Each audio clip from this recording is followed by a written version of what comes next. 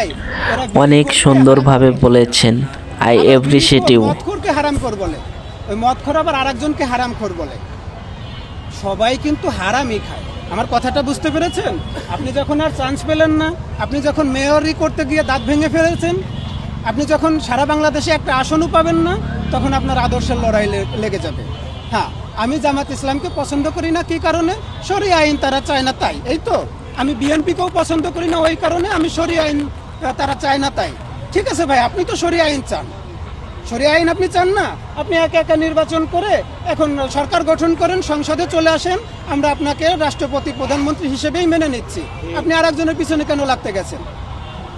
ভাই, আমরা সামাজিক যোগাযোগ মাধ্যমে দেখেছি যে একটা রব উঠেছিল যে আসনের কারণে আসলে ইসলামী আন্দোলন বাংলাদেশের জুটে আসা হচ্ছে না। তো ওনারা আদর্শের কথা বললো, আপনি আসলে কি মনে করেন, কি কারণ হতে পারে এখানে? দেখেন, এতদিনে আমরা বাংলাদেশের মুসলিমরা